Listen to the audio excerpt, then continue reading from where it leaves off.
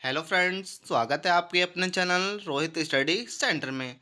दोस्तों, मैं माफ़ी चाहता हूँ, आपको मैं कल लेक्चर प्रोवाइड नहीं करा पाया था फ्रेंड्स। मैं कुछ काम से था फ्रेंड्स, तो इसलिए मैं कल आपको लेक्चर प्रोवाइड नहीं कराया पाया फ्रेंड्स। ठीक है, तो फ्रेंड्स मैं आज कम से कम आपको 2 लेक्चर प्रोवाइड कराने की कोशिश जरूर करूँगा फ्रेंड्स। ठीक है, तो फ्रेंड्स चलते हैं हम आज के लेक्चर की ओर। फ्रेंड्स आज के लेक्चर हम पढ़ने वाले हैं चालक, अचालक और अर्धचालक, और इसके बाद हम पढ़ेंगे कूलाम का नियम फ्रेंड्स। ठीक है, तो आज ये सारे टॉपिक हम आज के लेक्चर में ही कवर करने वाले हैं फ्रेंड्स। ठीक है, तो फ्रेंड्स चलते हैं अपने लेक्चर की ओर। फ्रेंड्स आप पहली हेडिंग डाल लीजिए, आज के लेक्चर में हम पहली हेडिंग डालिए आप चालक। तो फ्रेंड चालक क्या होते हैं, अब समझते हैं, हम कोशिश करते हैं फ्रेंड्स। ठीक है, तो चालक आप पहली हेडिंग डाल लीजिए। तो फ्रेंड्स चालक वो होते हैं जिसमें वैद्युत प्रवाह किया जा सकता है, मतलब जिसमें वैद्युत उत्पन्न हो सकता है। जैसे कि हमें एक लोहा होता है हमारा, तो उसमें भी वैद्युत हमारा उत्पन्न हो सकता है, क्यों, करंट लग सकता है। ठीक है, उसकी बाहर चांदी है, तांबा है, कॉपर है और एल्यूमिनियम, ये हमारे क्या है, चालक हैं। चालक होते हैं हमारे ये, इसमें हम करंट प्रवाह कर सकते हैं। तो मैंने वही लिखा है कि ऐसे पदार्थ जिनमें वैद्युत आवेश एक स्थान से दूसरे स्थान तक लाया जा सकता है, अर्थात ऐसे पदार्थ जिसमें वैद्युत धारा का प्रवाह सरलता से हो जाता है, चालक कहलाते हैं फ्रेंड्स। मतलब इनमें कोई कठिनाई नहीं होती है, तो इसमें करंट प्रवाह सरलता से हो जाता है। फॉर एग्जाम्पल है हमारा लोहा, चांदी, तांबा, कॉपर, एल्युमिनियम आदि। ठीक है फ्रेंड्स, तो फ्रेंड्स मैं आशा करता हूँ आपको अच्छे से चालक समझ में आया होगा। फ्रेंड आपको एग्जाम में चालक पूछता है, आपको चालक पूछेगा कि चालक क्या है, चालक किसे कहते हैं, विद एग्जाम्पल समझाइए, उदाहरण देते हुए एक्सप्लेन कीजिए, समझाइए फ्रेंड्स। ठीक है, तो आपको मैं आशा करता हूँ आप चालक अच्छे से समझ गए होंगे, और आप अच्छे से रिवीजन करके जाएंगे तो आप चालक को अच्छे से, एग्जामिनर को आप समझा सकते हैं फ्रेंड्स, और लिख के अपने एग्जाम में लिख सकते हैं। ठीक है, तो फ्रेंड्स इसी के साथ हम चलते हैं अगले टॉपिक की ओर। अगला टॉपिक डाल लीजिए आप, अगले हेडिंग अचालक। फ्रेंड्स आप हेडिंग डाल लीजिए अचालक। अब अचालक क्या होते हैं फ्रेंड, जिसमें हमारा करंट प्रवाह ना हो। अचालक का ही मतलब है जिसमें, जैसे कि लकड़ी, रबड़, चमड़ा, जिसमें हमारा का करंट, प्लास्टिक, और इसमें एक एग्जाम्पल हो सकता है प्लास्टिक, जिसमें हमारे करंट प्रवाह ना हो सके। ठीक है फ्रेंड्स, तो लिखिए आप अचालक, आप हेडिंग डाली होगी अचालक। तो अचालक ऐसे, उसमें मैंने थोड़ा सा डिफरेंस कर दिया, उसमें होता था इसमें नहीं होता, ये लिखना है बस, खाली इतना डिफरेंस के दोनों के अंदर। ठीक है, तो लिखेंगे कि ऐसे पदार्थ जिसमें वैद्युत आवेश एक स्थान से दूसरे स्थान तक नहीं लाया जा सकता है, अर्थात ऐसे पदार्थ जिसमें वैद्युत धारा प्रवाहित नहीं होती है, अचालक कहलाते हैं फ्रेंड्स। ठीक है, क्या कहलाते हैं फ्रेंड्स, ये अचालक कहलाते हैं। मतलब कहने का मतलब है एक एक स्थान से दूसरे स्थान तक हम इनका उपयोग करके करंट को नहीं पहुंचा सकते हैं फ्रेंड। तो ये क्या कहलाते हैं, ये अचालक की कंडीशन कहलाती है फ्रेंड्स। ठीक है, आप अचालक कह सकते हैं, जैसे कि लकड़ी, रबड़, चमड़ा, और इसमें प्लास्टिक भी आप ऐड कर सकते हैं फ्रेंड्स। ठीक है, तो फ्रेंड्स मैं आशा करता हूँ आपको अचालक भी अच्छे से समझ में आ चुका होगा। अब इसी के साथ हम चलते हैं अगले टॉपिक की ओर। अगला टॉपिक देखते हैं, अगला टॉपिक हमारा क्या है फ्रेंड्स। ठीक है, तो अगला टॉपिक है फ्रेंड्स हमारा अर्धचालक। अब फ्रेंड्स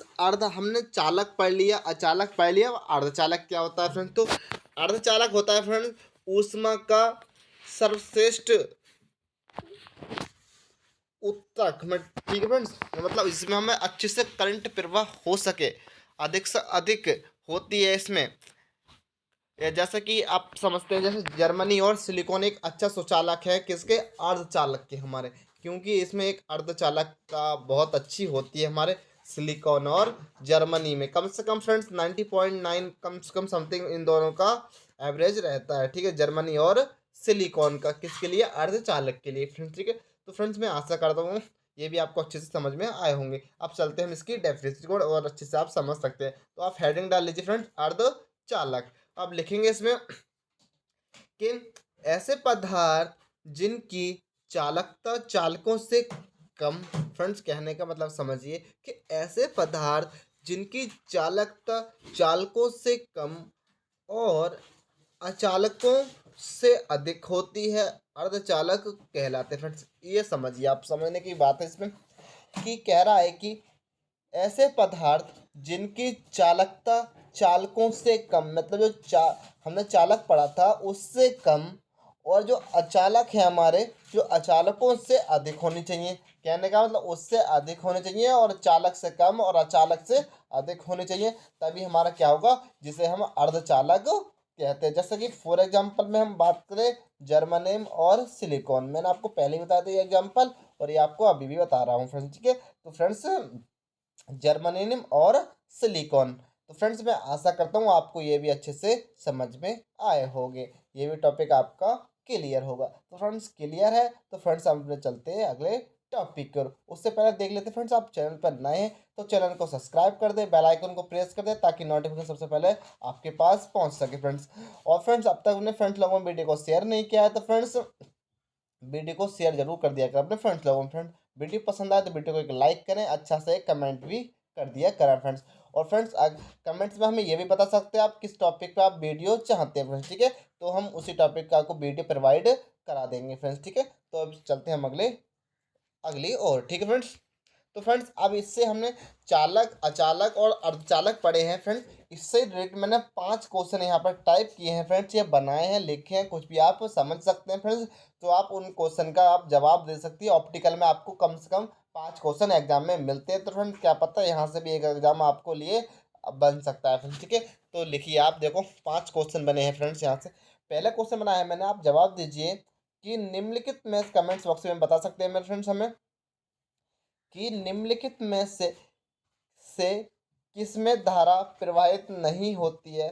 तो क्या होगा हमारा, चांदी, तांबा, प्लास्टिक और एल्युमिनियम। तो किस में नहीं हो सकती, तो हमारी वो प्लास्टिक में नहीं हो सकती फ्रेंड्स। और बाकी सब में क्या, इसमें भी हो सकती है, इसमें भी हो सकती है, इसमें भी हो सकती है, बट इसमें नहीं हो सकती है। तो हमारा राइट आंसर हो जाएगा option C is a right answer friends, ठीक है। अब हम चलते हैं अगले क्वेश्चंस की ओर। अगला क्वेश्चन फ्रेंड्स, एक क्वेश्चन है फ्रेंड्स, यही बहुत है। अगला हम बना सकते हैं, मैंने 5 बोला था, इसमें मैंने इस वीडियो में ऐड वो नहीं किए थे, क्यों, काफ़ी वीडियो लंबी हो जाती फ्रेंड्स, ठीक है। अभी मैं आपको अलग से प्रोवाइड करा दूंगा क्वेश्चन की ऑप्टिकल की सीरीज। मैंने यहाँ पर एक क्वेश्चन लिखा है, मैंने बोला था आपको 5, बट यहाँ पर मुझे पता नहीं था, मैंने वो ऐड नहीं किए हैं, ठीक है। वो बाकी मैंने बना रखे हैं फ्रेंड्स, वो आपको प्रोवाइड करा दूंगा। अब फ्रेंड्स आप हेडिंग डाल लीजिए, आपको आज की इंपॉर्टेंट हेडिंग यही है हमारा, गुलाम का नियम। फ्रेंड्स मैं इसकी गारंटी लेता हूँ, आपको एग्जाम में 100% मिलेगा ही मिलेगा। आप इससे नहीं पढ़ा तो फ्रेंड्स आपने अब तक फिजिक्स में कुछ नहीं पढ़ा फ्रेंड्स। स्टार्टिंग आपको यहाँ से होगी फ्रेंड्स। आप पूरी फिजिक्स के अंदर आप इसे नहीं भूल सकते फ्रेंड्स, क्यों, हर जगह इसका उपयोग होने वाला है फ्रेंड्स। तो फ्रेंड्स काफ़ी इंपॉर्टेंट है, आप स्टार्ट पॉइंट बना लीजिए। आपका इम्पोर्टेंट और ब्रह्मास कुछ भी समझ सकते हैं आप, 100% आपको ये तो आपको रिविजन करना ही है फ्रेंड्स, ठीक है। आपको 100% इसे देना ही है, देना है हमें। गुलाम का नियम तो हमें 100% पढ़ना ही पढ़ना है नहीं चाहिए फ्रेंड्स, ठीक है। क्योंकि फ्रेंड्स गुलाम नियम नहीं पढ़ा तो हमने कुछ भी फिजिक्स के अंदर अभी तक नहीं पढ़ा है, ठीक है फ्रेंड्स। तो चलते हैं फ्रेंड्स, आप हम गुलाम की बात कर लेते हैं, गुलाम के नियम फ्रेंड्स। अब हम पहले आपको मैं एक फॉर्मूले के माध्यम से बताता हूँ, ठीक है। आप उससे भी लिख सकते हैं, बट क्या आप डायरेक्ट डेफिनेशन भी लिख सकते हैं। तो फ्रेंड्स हम बात चलते हैं यहाँ पर, ठीक है, एग्जाम्पल के साथ से, ठीक है। तो फ्रेंड्स मैंने यहाँ पर एक 2 वायर ले लिए हैं, ठीक है। एक कहने का मतलब मैं आपको यहाँ समझा देता हूँ, ठीक है। मैंने एक लाइन कोई भी ले लिया, ठीक है। मैंने एक तरफ क्यू चार्ज लगा लिया Q1, एक तरफ मैंने ले लिया Q2, ठीक है। दोनों के यहाँ पर कोई भी पॉइंट मेरा, दोनों के बीच की जो दूरी होगी मेरी वो होगी कितनी, R। जो R होगी, तो मेरा कूलाम का जो नियम होता है, जो F अनुक्रमांक पाती वो होगा Q1 इंटू Q2। अब मैं अनुक्रमांक पाती हटाने के बाद इसके, अब मैं Q1 और Q2 को मैं किस स्तर पर लगता हूँ, तो F अनुक्रमांक पाती, F अनुक्रमांक पाती 1/r², क्यों, डबल चार्ज से, तो R² हो जाएगा फ्रेंड्स, R² हो गया। उसके बाद आप अनुक्रमांक पाती हटाने के बाद आप कांस्टेंट भी लगा सकते हैं, पहले उससे आप, इससे आप डेफिनेशन समझिए। डेफिनेशन देखते हैं पहले उससे पहले, ठीक है। तो डेफिनेशन हमारी कूलाम की, आपको ये पता होना चाहिए कि F अनुक्रमांक पाती Q1 और Q2, ठीक है। तो ये हमारी एक डेफिनेशन है, इसके माध्यम से समझते हैं। समझिए कि दो स्तर बिंदु आवेशों के बीच दो स्तर बिंदु आवेशों के बीच लगने वाला वैद्युत बल दोनों आवेशों के परिणाम के गुणनफल के अनुक्रमानुपाती तथा दोनों बीच के दूरी के वर्ग के व्युत्क्रम के अनुक्रमानुपाती होता है। फ्रेंड आप समझिए, कहने का मतलब है कि एफ अनुक्रमानुपाती Q1 और Q2, यही हमारा कह रहा है। ये इसके अकॉर्डिंग कह रहा है कि दो स्तर पॉइंट या दो स्तर बिंदु आवेशों को बीच लगने वाला वैद्युत बल दोनों आवेशों के, फ्रेंड्स कौन से, दोनों आवेशों, दोनों आवेश का मतलब है हमारा Q1 और Q2, Q2 और Q1 के परिणाम के गुणनफल, गुणनफल का मतलब इनटू में ही हमारा, ठीक है। अनुक्रमानुपाती होगा ये एफ अब अनुक्रमानुपाती भी होगा एफ अनुक्रमानुपाती Q1 Q2, ठीक है। अनुक्रमानुपाती तथा दोनों के बीच की दूरी, दूरी के वर्ग। अब फ्रेंड्स इसका दूसरा बन जाता है हमारा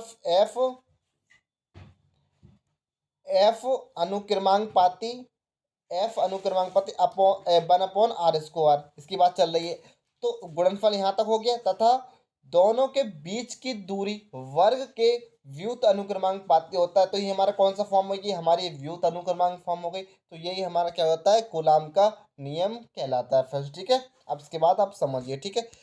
आप अच्छे से, अब डेफिनेशन को आपको अच्छे से समझ में आ चुकी होगी फ्रेंड्स, मैं आशा करता हूँ। फ्रेंड्स आप चलते हैं हम अगले इसके डेरिवेशन की ओर, ठीक है। अब डेरिवेशन में लिख रहे हैं, ठीक है। अर्थात आपको ये समझना चाहिए कि एफ अनुक्रमांक Q1 Q2 होता है और एफ अनुक्रमांक व्युतानुक्रमानुपाती होता है हमारा 1/r², ठीक है। कोई कांस्टेंट, अब इसकी जगह हम क्या रख देंगे, Q1 Q2 रख दिया हमने इसकी जगह, और उसके बाद हम रख देंगे इसके के, हम अनुक्रमानुपाती के साइन हटाएंगे हम तो के लगा देंगे कि यहाँ पर कोई क्या है, अनुक्रमानुपाती नियतांक है या कांस्टेंट आप कह सकते हैं हम किसके, के को, ठीक है फ्रेंड्स।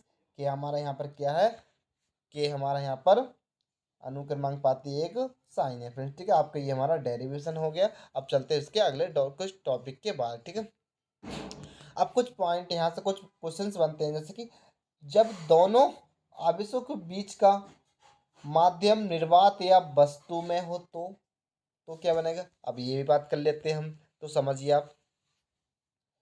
तो F बराबर 1/4πε0 इंटू Q1 Q2 और QR। तो ये फ्रेंड्स किसके लिए, हमारा निर्वात के लिए हो जाएगा। इसका ही हमारा दूसरा है हमारा वो है कि F, और जो हमारी अब F 1/4πε0 की जो वैल्यू होती है फ्रेंड्स, वो होती है हमारी 9 × 10⁹ तो हमने इसकी वैल्यू पुट कर दी है फ्रेंड्स, यहाँ पर कुछ नहीं किया। बाकी हमारा Q1 Q2 ऐसा ही, और प्लस अपॉन में r² हमारा ऐसा का ही ऐसा है फ्रेंड्स। आप या इस फॉर्म में लिख सकते हैं या आप या इस फॉर्म में लिख सकते हैं। तो आपको फ्रेंड्स ये पॉइंट भी अच्छे से क्लियर होगा, मैं आशा करता हूँ फ्रेंड्स, ठीक है।